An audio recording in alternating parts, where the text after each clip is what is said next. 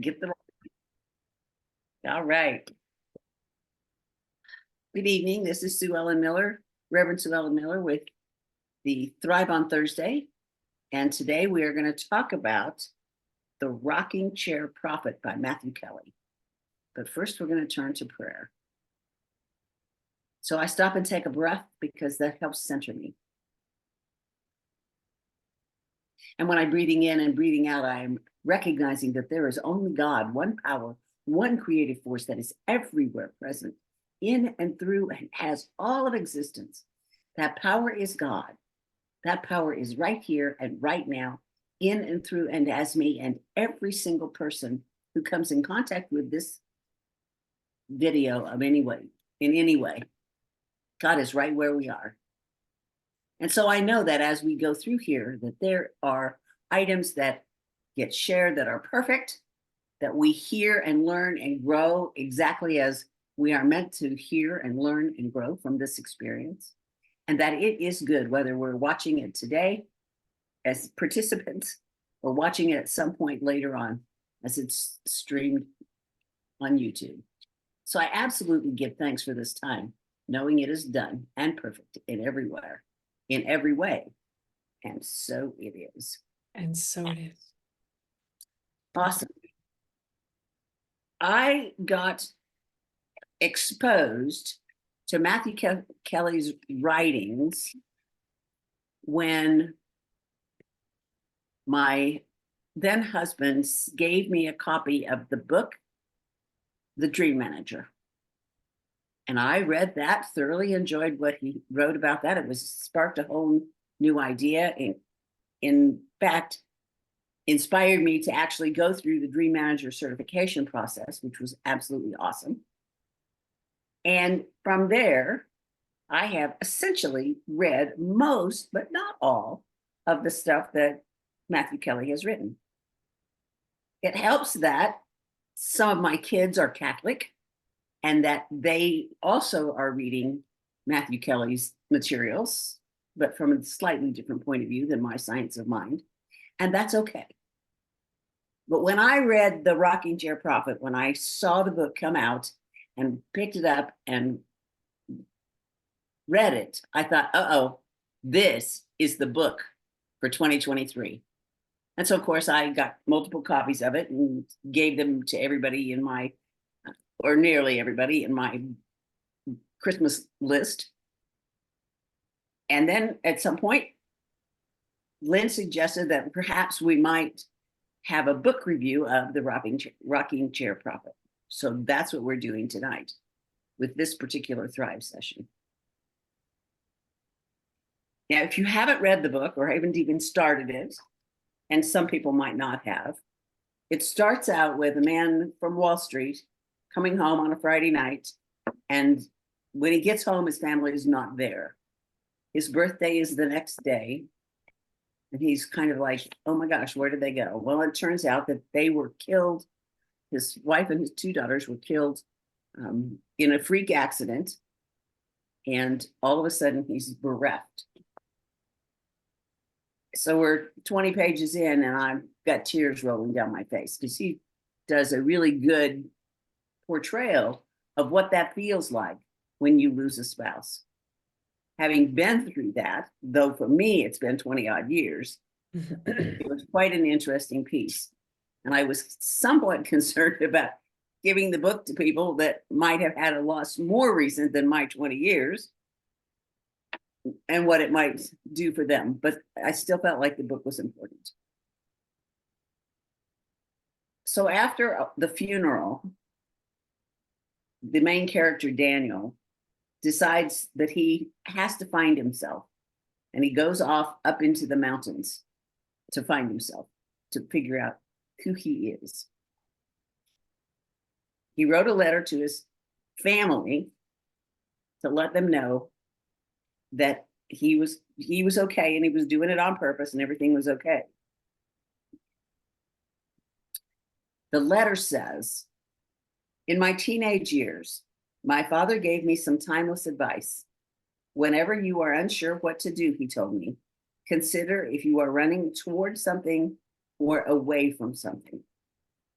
The soul-crushing circumstances of these past several weeks have beckoned me away from this crazy, noisy, busy world. Most people will think I'm running away. It's not that. I hope you know that's not who I am. But I also convinced that I don't know what I'm running toward. We go along in life, but if all we do is go along, then that becomes our life. I don't know where I'm going or what I'm doing. All I know is that I cannot just go along anymore. I may be crazy, who knows? I might be back in a week having come to that realization. What I know for sure is that I won't be sitting around 10 years from now saying, I wish I had done that. Thank you all for your love and support, especially over these last few weeks. He sent that letter to his friends and his family and his colleagues. And he disappears, and he's gone for quite some time. And then people go off into the mountains, and there's sightings reported of a crazy person or a hermit or something like that.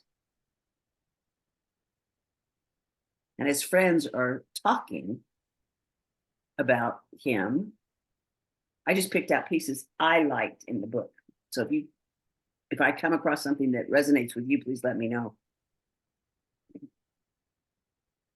One of his friends said, should we go up and try and find him and help him? And the original guru, Charlie, whose front porch becomes the scene of the rocking chair prophet, was a friend of Daniel's father. And he says something along the lines of, I don't hear many jokes here on the porch these days. Is he crazy? No, he's probably the sanest person in the country by now. Does he need your help? No. You've always been a good friend to him. I think it's pronounced Javier, Javier. I don't know, Javier. I call it Javier. But... Javier. Okay, we'll call it Javier. Thank you. I remember that ever since you two were boys, you've been watching out for him, but he doesn't need your help now. In fact, at this point, you may need his help far more than he needs yours. And Javier says, what do you mean? Javi, have you thought about what it takes to survive up in the mountains all year around? Combine that with the piercing clarity that silence and solitude give birth to, and it's likely your friend has become a highly evolved human being. The old man sighed. Do you remember when you and Daniel were kids and you asked me why I spent so much time on the porch sitting in silence? Sure, it seemed boring to us, Javier replied. Do you remember what I told you when you finally worked up the courage to ask the question? Charlie pressed. I have never forgotten, Javier said. You can learn more in an hour of silence than you can in a year from books. Okay, I don't know about you, but that makes me want to go off into silence, doesn't it, you? And it's like, okay, now how can I fit that in my schedule? Okay. I think I figured out a way, but we'll see how it works out. I'm going to drive to Omaha in April by myself, go see my grandkids that are there and great grandkids that are there. But I thought that would be several hours in the car alone. That would be silence. That would be good silence time. So, but it is something that the 15 or 20 minutes worth of meditation that I try to fit in every day helps, because that helps keep me centered and balanced, but it doesn't necessarily give me the same time that hours by myself would do. So anyway.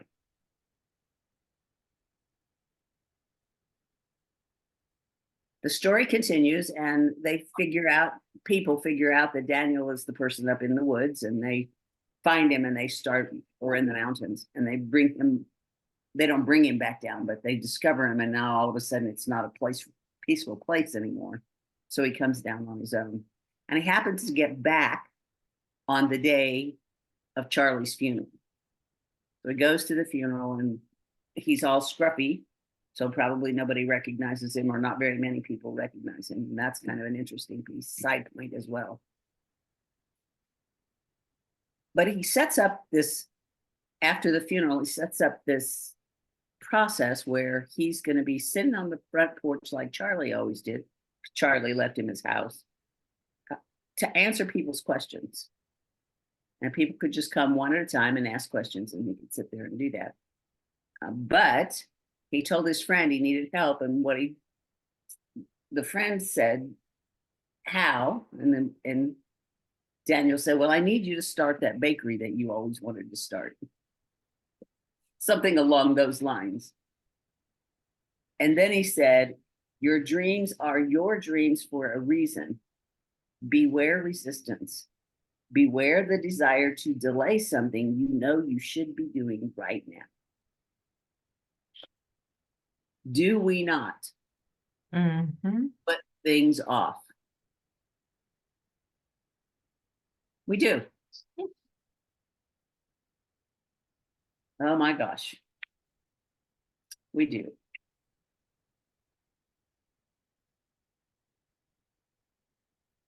It just so beautifully paralleled real life. Yes. Yes. I found this, and rereading it is even more, as I was telling Lynn before the session started. Sorry, I figured out how to get there. I was so proud of myself. Anyway. Cool. At one point, he's talking to Sean, his friend, about healing the girl in the forest or in the mountains. When the mother brought her to him, she was I'm assuming divinely led to take her very sick child up the mountain to see Daniel, and she was sure that he could cure her. And he was not like, okay, I'm not so sure. I mean, he didn't say I'm not so sure, but he wanted to be sure that for whatever it was, he and the mother also shared the healing part together. So it wasn't quite so blatantly him that was healing her. And when she was healed and the child is now running away, playing with mom, etc. And he comes back down off the mountain. One of his friends asked him about healing her. And he says, "It's a beautiful mystery.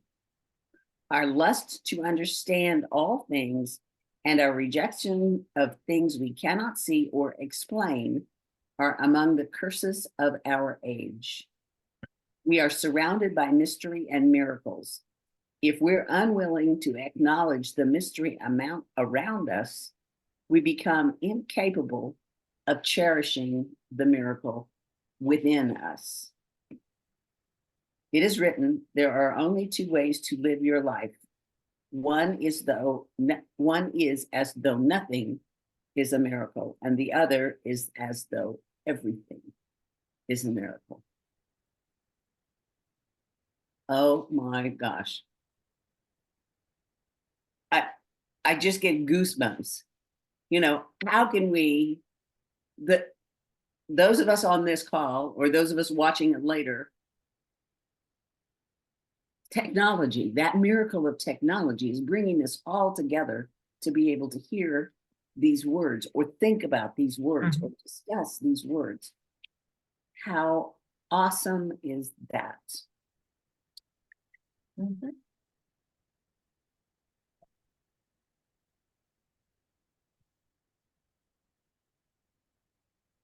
So he sets up this process where he's on the front porch of the rocking chair, and somebody comes up to answer a question. They got a process of lines so that people actually come and stand in line in order to have the opportunity to come up and sit and ask their question.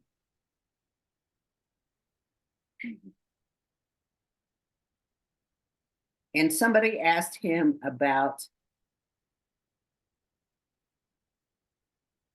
midlife crisis, about everything falling apart. And his answer was along the lines of,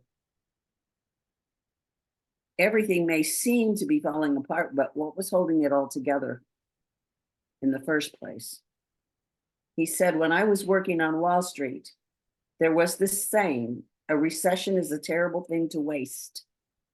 I think a similar truth applies here. A midlife crisis is a horrible thing to waste. If we look at it in that context, we begin to wonder if it's a crisis at all.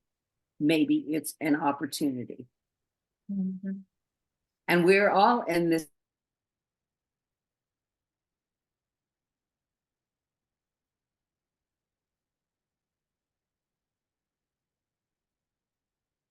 stage going on, changing in our lives, but it's not a crisis.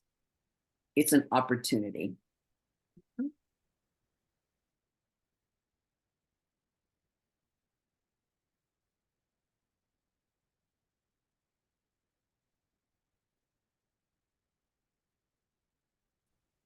An opportunity is a set of circumstances that emerge to make something new possible.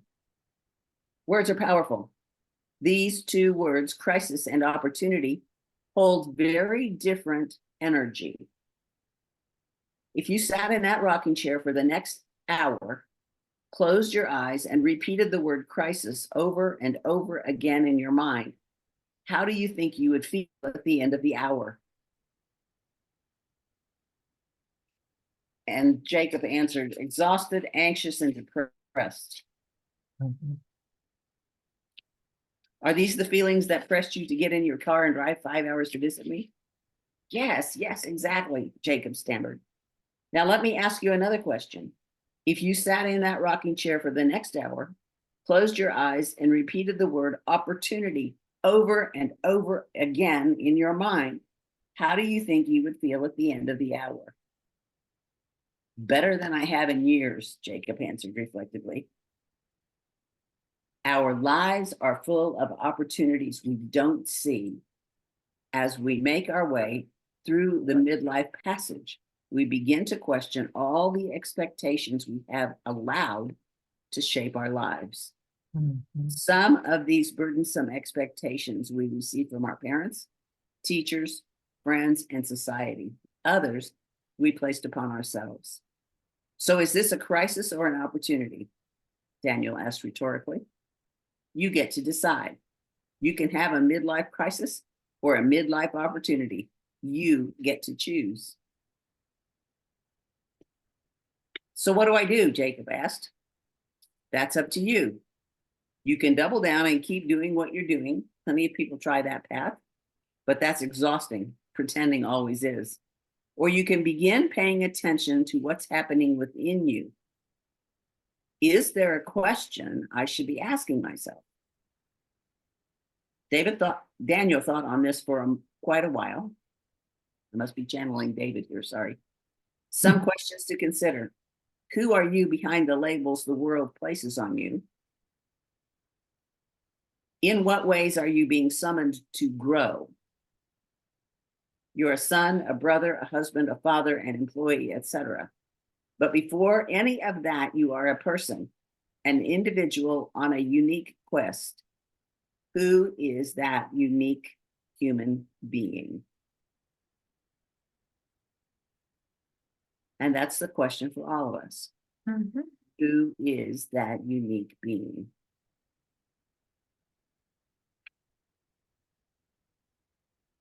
I don't know if I can get that answer in 7 hours on the trip to Omaha. Good thing I'll have 7 hours on the way home too. Well, how long do you get to stay when you're there? I'm only going to stay a day and a half, 2 nights.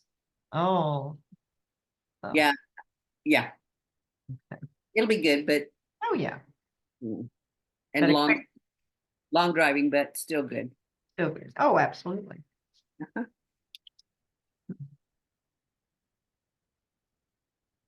I love the fact that some of these chapters are like 2 paragraphs long, and some of them are 4 or 5 pages, but most of them are really short.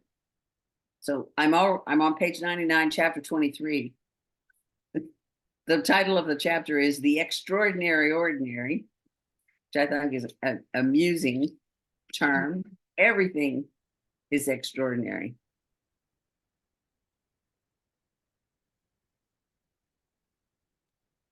He's asked, I've heard you say that you're an ordinary man. Do you really believe that? And he said, I do. But how can you possibly believe that, Daniel? His friend Ezra said, exasperated.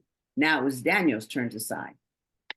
Throughout history, most problems have been caused by a single idea, the idea that some people are different. But the minute we start thinking we are different or others are different, divisions emerge. And that's when things begin to deteriorate. All human interaction is rooted in either acceptance or judgment. Acceptance leads human beings to flourish. Judgment causes us to wither. When we believe that we are more intelligent, of higher character, better parents, more important, better looking, more religious, or superior citizens, we place comparisons and judgment at the center of the way we relate to others. Mm-hmm. So what is the key to this acceptance of you speak of? Ezra asked. It is written, we are one. The key to accepting people is to realize that how you treat me is how you treat yourself. What I do to you, I do to myself, Daniel explained. Now, if that's not science of mind, I don't know what is. It's on page 100, Diane, just in case you're wondering. Okay. Suppose we were to assess two people without any judgment or bias. Is that even possible? Only if we begin with the belief that both people are infinitely valuable. This belief allows us to seek and find what is marvelously unique in each person. Daniel noticed that Ezra looked confused, so he paused. I'm not sure I understand, Ezra convinced. We were talking about you and your gifts. It's about potential. You cannot separate a person from his or her future potential. When we do, we're ignoring a huge part of that person, possibly the most important aspects. Judging other people is a potential excluding error. Parents marvel at their children's potential, but as adults, we stop considering our own potential and the potential of others who cross our paths. Potential is an amazing thing. You are not what has happened to you. You are not what you have accomplished. You are so much more. Even who you are today is only a portion of who you can become. It's interesting to see, though we read about them occasionally, the street people, those people that are standing at the corners, that are asking for $1 or $2 as you're driving by and you stop there and they are wanting money, potentially, blessings, whatever else. But it's interesting to think that any one of those persons has huge potential. Mm-hmm. And we read stories of somebody who, by some luck, got picked up off of the street corner and helped in some way, and then has done something marvelous with that life that he or she has been given again. Mm-hmm. So who are we then to judge the potential of anybody? It's amazing to me. And yet we do it all the time. Most of us do it without even thinking about it. And I don't know that we should necessarily go down every street and give it out $5 bills every time we stop at the stop sign and somebody's there. And I don't think that's necessarily the answer either. But thinking and judging any of these people as being less than is not the answer at all. How do we go about recognizing that potential, or just recognizing that it could be there, whether they ever use it or not? That's a good point. I just came out of a meeting with the city and some other people, and we were talking about different groups of people. That was one of the things we were discussing. And in the course of that conversation, the individual that was sitting next to me, she brought up a point about aging people, whatever you want to call aging people, or however you define that, and how people in their later years still have a lot to offer, a lot of possibility, a lot of productivity, to add to society. And yet many times, and she was saying to me that, there's a saying that if you're a woman and you're a woman that's beyond a certain age, you're invisible. How generally there are pockets of society that because you're female, you're a certain age, you have no potential anymore, you're invisible. Yeah. And so, yeah, or like you were just saying, Reverend Suellen, we're driving and we see the individual standing in the median, asking for some change to eat. And then, sometimes we make judgments about that individual's potential. Right. I know. Or intention. Or what? Or their intention. We might think that they want money to eat, but at some point we might also think that they want money for drugs. Right. We don't know. We don't. And we judge. We do, and I do. I know I do. I don't think women over a certain age are invisible, but there are other groups in society where I tend to, even men actually, I have to admit, I might overgeneralize my perception of men. And limit their potential of contributing in a positive manner to women. That's a horrible thing to say, but anyway, I'm just okay, so I'll be quiet. Okay. I wanted to say, I thought those couple of pages were really important, at least for me. Yeah, and if thoughts are things, if thoughts are energy, to really see someone as having potential gives you a whole different perspective, and you're actually contributing in some way to their energy field. To rather think them as someone with this, they're on their path of potential, instead of doing that first judgment that we do. And it goes back to that Stuart Wilde experiment. When you walk down the street, just look at somebody and send them a smile or send them a sentence, and they'll look at you. And because somehow they know it, they feel it. So that's the same kind of thing. I thought that was just very important for him to say that. Bring that up. Amongst everything else in the book, but that I thought, as we're on that page. I agree. So if I may add a few things, then comments of more seriousness in nature. Sam Walton had a business practice. He called it the 10-foot rule. That if you're walking down the street, or you're walking down a hallway in a company, and you're approaching each other, and when they're within 10 feet of you, to always look at them and smile. Right? Acknowledge that other spirit, acknowledge that other presence.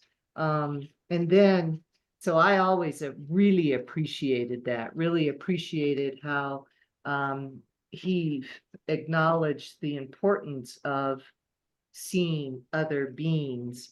And I find when I look to other people and I'm consciously seeking the goodness, consciously seeking and knowing that there's divinity in everybody, my judgment, it doesn't happen. And so that's Mhm. that's a beautiful lesson of science of mind. Mhm. Yeah. You're acknowledging, as you say, the divinity of that person and having their human experience and not occupying the planet that is just as deserving of a smile and respect Yes. as you are. Anyway, hi Diane. I haven't seen you in a very long time, so I'll say a quick howdy. Oh, okay.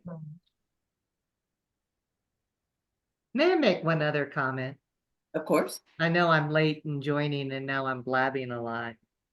But you said there was in that reading that you read, there was a phrase that also was very near and dear to me. You are not what has happened to you. Mhm. Yeah.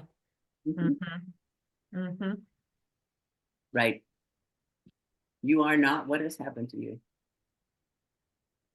I read that somewhere else recently. I don't know, what was I reading? I don't know, but it came up for me somewhere else too, but I don't remember either. So maybe it was the same. Yeah, somewhere. you're not what has happened to you. You are not what you have accomplished. You are so much more. Mhm. Isn't that the truth? Yes. Yes. Um, I forget that sometimes. I'm going to move I ahead. think we all do. Yeah, I agree. I'm going to move ahead. Daniel was talking to somebody named Jackson. You asked what advice I would have for someone like you. Confront the brutal truth about yourself and your life. Expose yourself to yourself. If you're following page-wise, I'm on 122. How did I do that? How do I do that? Jackson asked, genuinely opening himself for the first time. Befriend silence, stillness, and solitude. Get comfortable in your own company and ask yourself lots of questions. What sort of questions? The young man asked. What brings you joy? What are you afraid of? What's the source of your insecurity? What do you believe about your past that is keeping you from your future?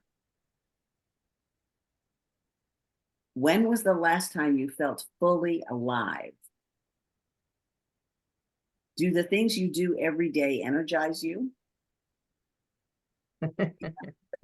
Empathy for other people.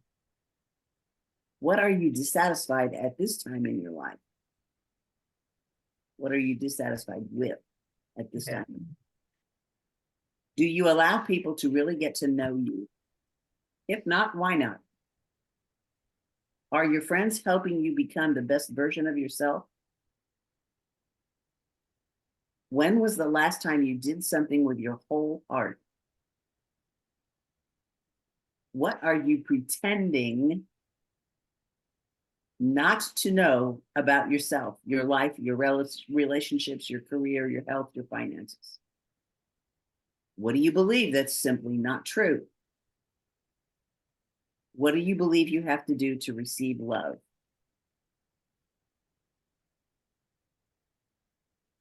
Now, that is a whole list of questions that we could take into the silence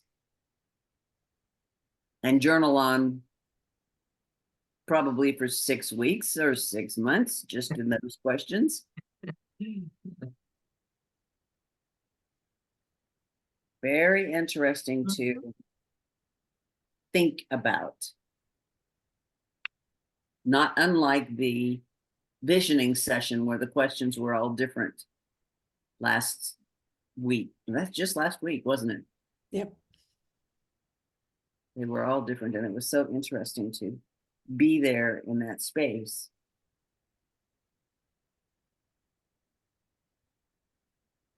I think perhaps a way to do this particular piece would be to write the questions or speak the questions into your cell phone and as a video, and then play them back and pause and answer, journal, whatever. Or of course, if you've got the book, then you can actually do that as well. Actually take it into the silence. Mhm. Do that. I found that to be the case throughout the book. There were several places where I thought, oh yeah, I want to take more time with this material in this area. I want to take more time with this material in that area. I've moved on to page 133. What is life all about? Give some thought to what life is really all about. Now he does this with different people, so it's not like he's talking to the same person all the way through, because he's different people on his porch, but the information comes out. It's very good. Give some thought to what life is really all about. Throughout your life, people will try to convince you that this or that is the most important thing, but life is only about one thing. It isn't about what brand of shoes you wear. It's not about what grades you get in school. Life's not about how big your house is or what street you live on. Life's not about what brand of car you drive. It's not about what football team or baseball team you support. It's not about whether your team wins. It's not about whether you made the football team or might make the football team or what position you had on the football team. Life's not about what college you went to or might go to or what college your kids are going to. Life isn't about these things. Life's not about money. It's not about power or influence. It's not about fame. It's not about where you vacation. It's not about the labels on your clothes. It's not about, that's a good thing because I don't have good labels on my clothes. Or because they itch and I cut them out. It's not about who you dated or who you are dating. It's not about what you know or who you know. Life isn't about these things. Life is about love. It is about how you love and hurt the people closest to you. It's about how you love and hurt yourself. It's about how you love and hurt the people who cross your path for a moment. Life is about love.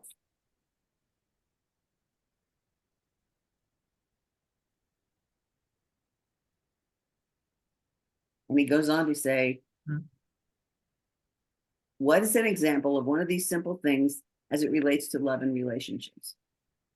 And the answer is kindness. So many negative scenarios are automatically avoided if two people are kind to each other. Ah, so simple. Yeah. Yeah, So easy. and so it is. Is he a kind person? Does she have a kind heart? Two kind people will always have a better relationship than two inconsiderate people. All relationships come down to kindness in the end. Mhm. All about love. Love and kindness. Yes.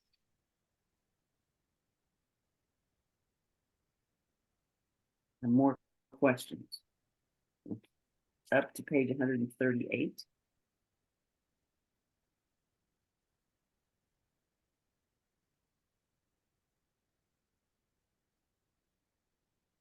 One of his, what would you call, client, maybe? The people sitting in the other rocker, one of his questioners.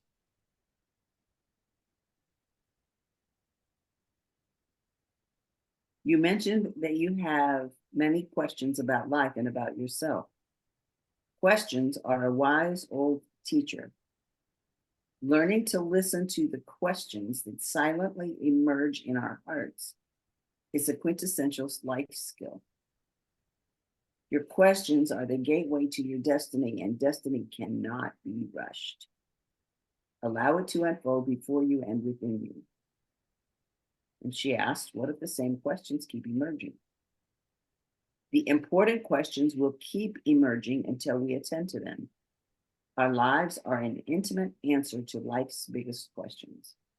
It is written, be patient toward all that is unsolved in your heart and try to love the questions themselves, like locked rooms and like books that are now written in a very foreign tongue. Do not now seek the answers which cannot be given you because you would not be able to live them. And the point is to live everything. Live the questions now. Perhaps you will then gradually, without noticing it, live along some distant day into the answer. Treasure the questions. Honor them with patience. It is natural to be excited, but don't try to rush the answers. Cherish them. Look around. Take it all in. Breathe deeply and drink fully of the questions that are emerging in your hearts. It takes courage to explore your questions. It takes patience to wait on the answers. And it takes wisdom to live the answers we receive. Wait, yep. The world cannot give you the answers you seek. The people in your life cannot answer these questions for you, even those who love you most. Each question is itself an invitation to inhabit yourself in new and deeper ways. Answering these questions is soul work.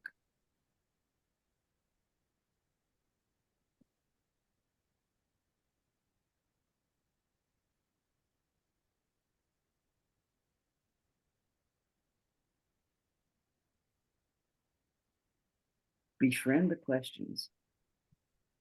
Be in the place of being open to the questions. So many times as a practitioner, we get asked to pray for clarity. And we know that the answer is inside. We know.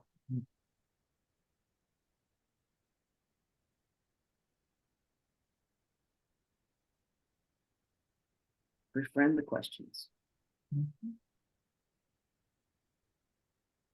I like the phrase, live the questions now. Uh-huh. I have to think about that a little bit. If Yes. I do that.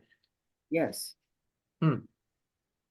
There's so, like I said, there's so much in this. I almost want to do a 10-day retreat with the book, and my scribble pad so that I can write my own answers down, etc. How did you discover the book? I'm on Matthew Kelly's email or Facebook list, and every time he gets a new book, I get a message on it. So I saw this one and thought, okay. And then when I got it and read it, I'm going, okay. And it came out pretty early last year, but I knew that it was the book that I was going to share with everybody. Nice. Mhm.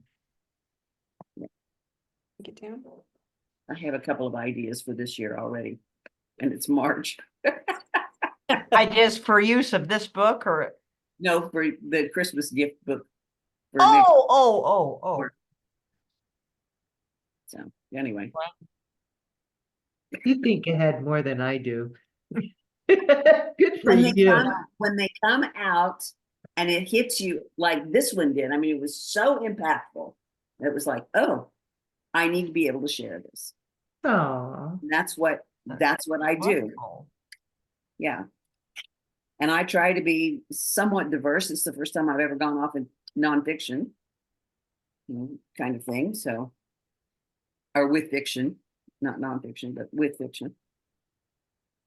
Anyway, another piece, flip to page 177, in here on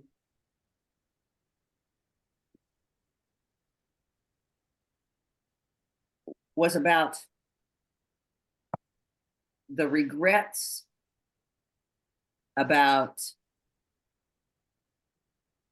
the life that we've lived. So, and Daniel asked him, so let me ask you a question, my friend. And Ezra replied, anything. As you look back on your life, do you have regrets? Ezra's face fell ever so slightly, his shoulders curled, and he exhaled a long and labored sigh. Yes, a few. More than I ever thought I would.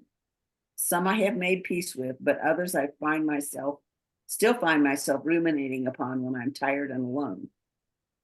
Ponder another question with me, Daniel said.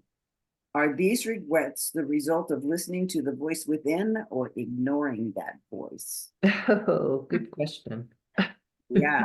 I went to answer and then paused, swallowing, and a moment later, A tear ran down his old face and came to rest in the deepest wrinkle of his lower cheek. There was a time when Daniel would have felt self-conscious about bringing a friend to tears, but he had learned that tears can be tremendously healing. When I look back on my life, I see with disturbing clarity that I knew the better path in each of these situations, but I ignored the truth I possessed in my heart, Ezra confessed.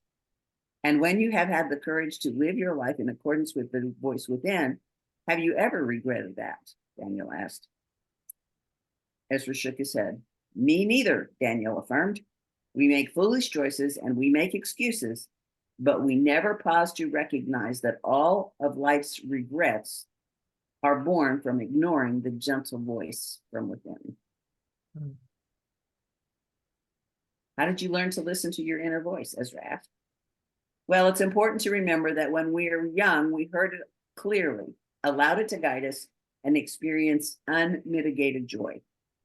But the world is full of voices, and as time passes, we begin to ignore the voice within.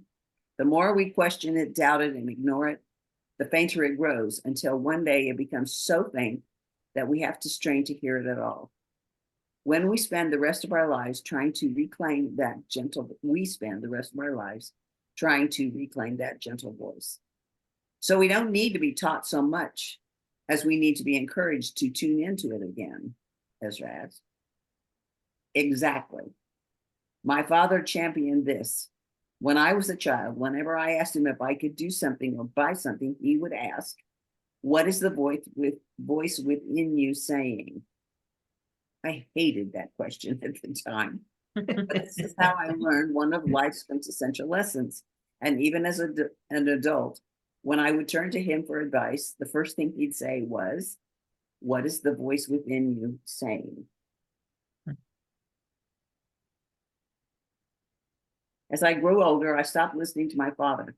I started paying too much attention to all the other voices in the world. I stopped listening to the voice within and made a lot of mistakes. And as a result, I hurt people and I hurt myself. Were there other people who encouraged you to listen to that voice?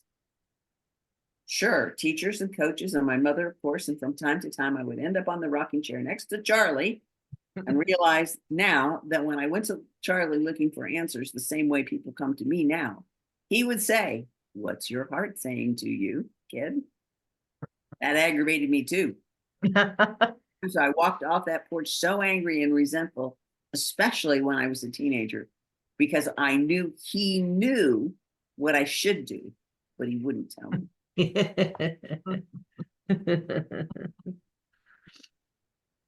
Very interesting. Definitely. Very true. Yes. Yeah, I think I agree. I don't know how we get younger people to listen to that voice within. I mean, because it seems to me that most of the people that I run into that are listening to the voice within at all are older. That may be because we have more time to ruminate, because we are in a space to do that. And younger people are still, I mean, our kids, the 40s and 50s generation, are still so busy doing they don't have time to stop, or they don't believe they have time to stop and listen. Those are good points. I would add some also thought- that, oh, I'm sorry, go ahead, Diane. That's okay. Go ahead. No, the technology that the kids are involved in right now has kind of dulled that sense a bit of listening to the inner voice. And they, in some respects, don't even believe it exists. Oh, that's true. I hadn't thought about it not existing.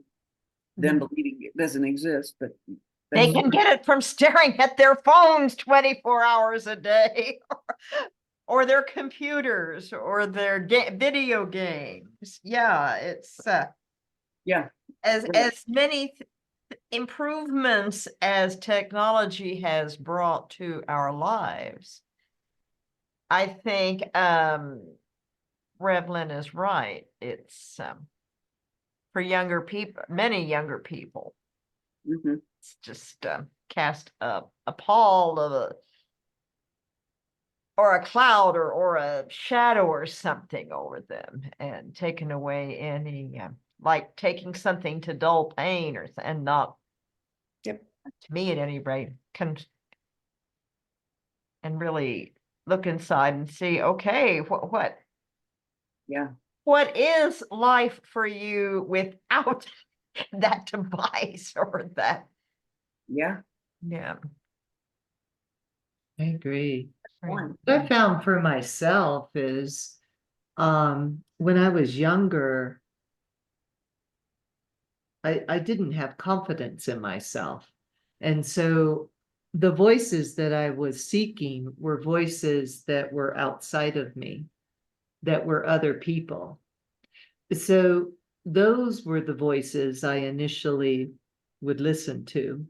And then as I matured a bit, I shifted from really listening and spending a lot of time on other people's voices, their opinions, right? I then, as I grew in confidence, I then started listening to my own voice. I would call it my little voice. But I did start shifting. Then it was my voice. And then when I learned more about science of mind and oneness and the essence of really who we are, then I started listening to the higher voice. So it was, for me, it was a shifting from external to internal with just my power, and then ultimately to a deeper internal to a bigger power. Mhm. I when we went through practitioner training, and we had to actually, I remember one part of practitioner training, mapping out, these are my words, significant events that spanned in your life. What I just described, those were elements of significant periods of shifting in my life that I can remember. Mhm. But that's so back to your statement about younger people, probably not as many younger people hear the voice. In my case, that was my experience. I didn't. Mhm. Yeah. I didn't. I didn't. Okay, moving forward. Page 194. People have been howling at the moon for decades about the adverse effects of junk food. Yes, junk food makes us physically sick, but junk ideas make our minds sick, and junk values make our souls sick. The fundamental problem with junk food is that it doesn't meet our nutritional needs. Junk ideas don't fulfill our intellectual and psychological needs, and junk values don't meet our spiritual needs. All this junk is rotting our bodies, minds, souls, and leave us starving.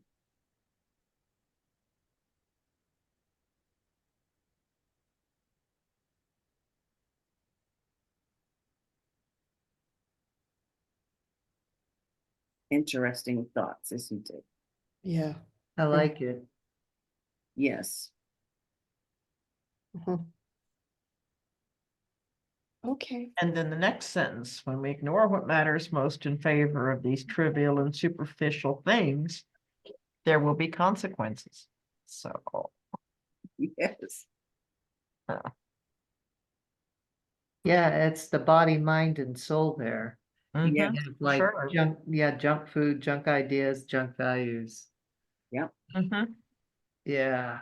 When we get depressed, it's an indication that your whole self Heart, mind, body, and soul is trying to get your attention and alert you to a problem.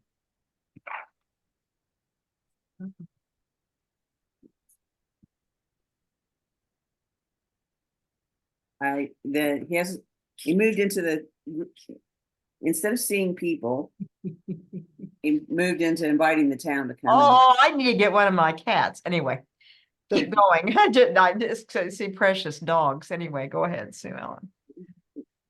So he's invited the town to come and he would talk to the town. And in the section on money, he said, and each of these sections is good information for whatever the topic is. I just found them fascinating. But they were always like, he talks about this, or he talks the chapters that were, yeah, right. Go ahead. He who needs least has most. Still, money is woven into our everyday lives, so it's wise to observe the 7 unchanging laws of money.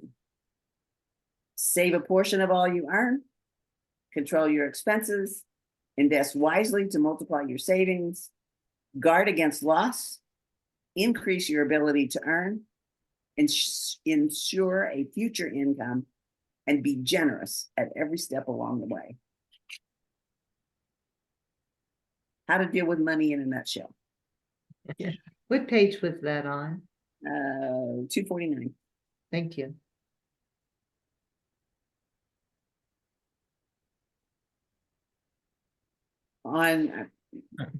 Talk to us about spirituality, page 253. Spirituality may seem theoretical, but in truth, nothing is more practical. Consider whatever problem you're grappling with in your life. How many ways have you tried to solve that problem? Perhaps you think you've tried everything. Maybe you feel hopeless, have quit trying, have decided to live with the problem. But have you ever asked God to help? Not in a cursory way, but begged God with your whole being. And do you have a better chance of solving that problem with or without God's help? It is written. I like the way he put it is written and doesn't quote who wrote it. No problem can be solved in the same Right. That was level of consciousness that created it. Spirituality elevates our consciousness. It allows us to see life's problems and opportunities from a completely different perspective. I thought those were really interesting notes about spirituality.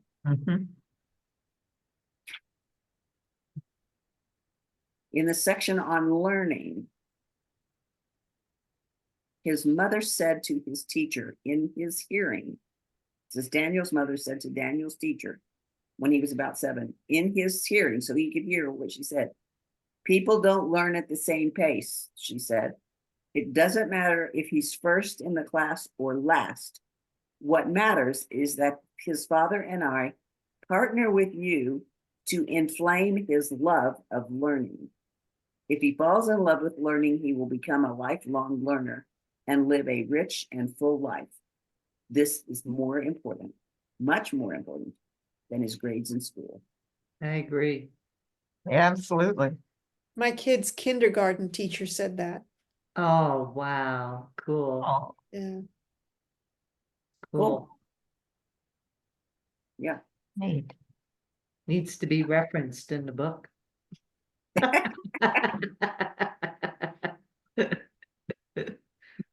Well, he said his mother said it. So Oh, his mother said it. Okay. mother said it in his hearing to his In his hearing to his teacher, as I remember, but right.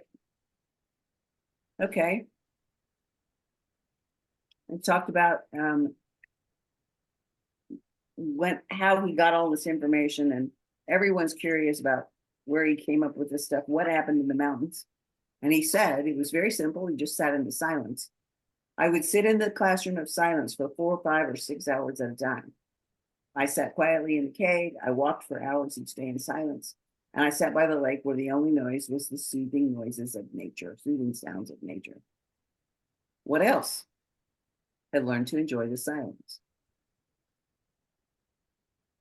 But there must be more to it than that.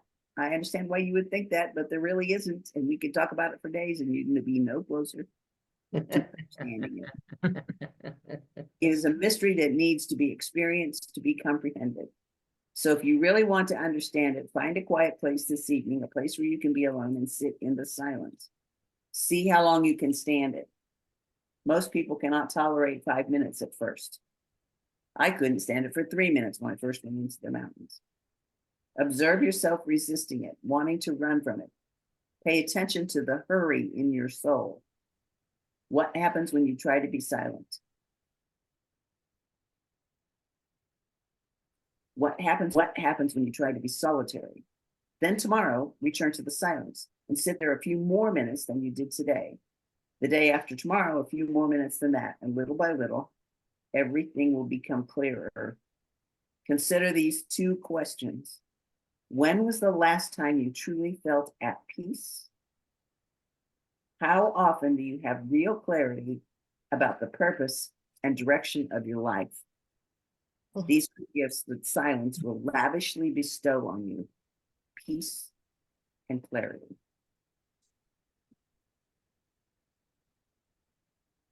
In the silence, time in the silence. Oh, we're late. We're past time. But I only have one more marked, so I'm going to do it anyway.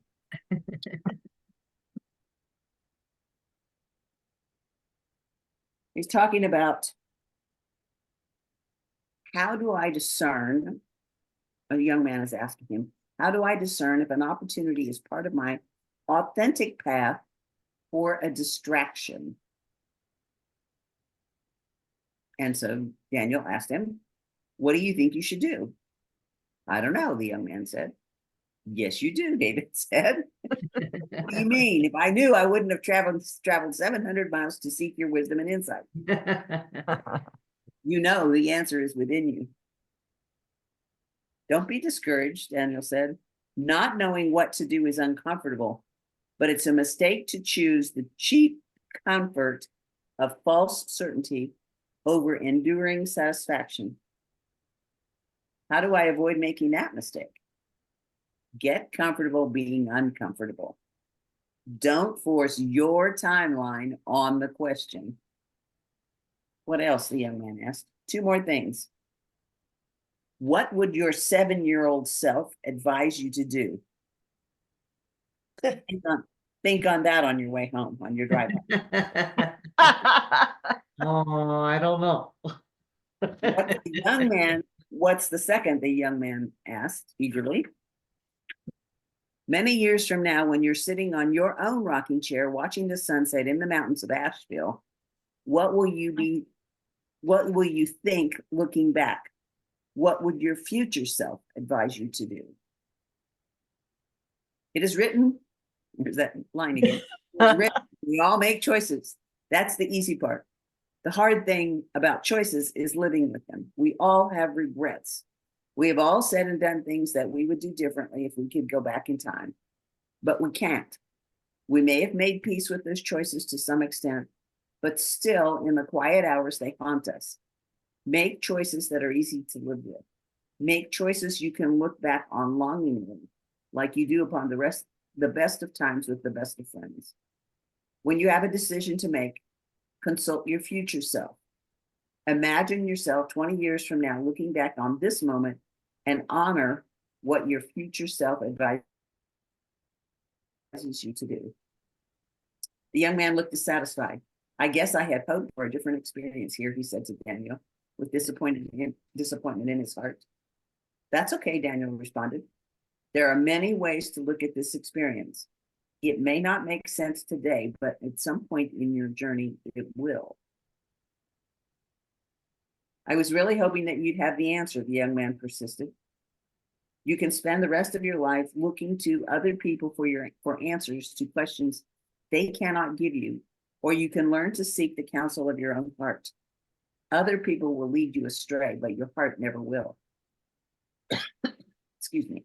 Follow your heart. It knows the way. It wasn't what the young man wanted to hear, but Daniel knew deep in his heart that he had served him well. Watching him walk away, Daniel whispered a prayer. It was a prayer of hope and encouragement. He knew that amazing possibilities lay before the young man, and he hoped his young heart had the courage to pursue them. The young man got into his car, and as he drove out of town, he suddenly wondered, how did Daniel know I came from Nashville?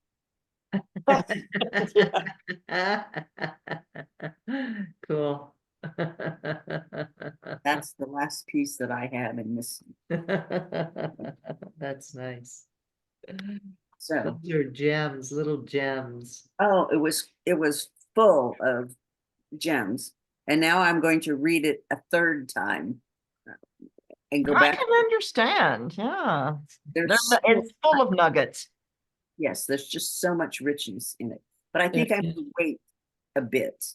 I mean, I just think that it'll be more exciting to read it again if I wait and not jump right into it tomorrow. I had an unexpected gift of this book in reading it, and that I read it 3 months after Bob died. And I had been so busy with still being a caregiver for another family member and trying to sort out all of the widow ridiculous paperwork and everything that goes with that, that I had not taken the time myself to be in that silence and sit and do that. And I did not know what this book was about. So I was in shock when I read really what happens in the beginning. But the emotion was a trigger for opening me up and actually guiding me to then get into a grief support group, which has been marvelous, really good for me. So that was an unexpected gift of the book, and it was really important. So it was the right book at the right time, along with everything else that comes along with all the other information and the nuggets in it. Mhm. So I was very grateful for that. Wow, that's beautiful. Mhm. Yeah. Good book. I hope whoever watches this again, they will, if they haven't gotten it yet, I hope they'll get the book. I think it's just marvelous. It's perfect. Okay. So if you're watching this, participating, or if you're watching it online and you would care to donate to Inner Journey, you can go to the website inner-journey.org and donate there, or you can text your donation to 405-337-9739. Again, 405-337-9739. The word for today is grace. Grace. Grace. Grace. And I'm thinking the title of the video ought to be Rocking Chair Prophet. Oh, Yes. nice. Yes. Right. So Perfect. I'm gonna do a quick closing prayer saying thank you, God, for this time that we shared together, for the ideas and insights of each of us, for this absolutely marvelous book that Matthew Kelly has written for us to peruse and dig deeper and encourage us to actually become better versions of ourselves. Thank you, God. And I know that as we go forth from here, we do so in joy and peace and love and with kindness to everyone we meet. And so it is. Amen. So it is. Nice. Thank you, Reverend Suellen. Thank you. Thank you so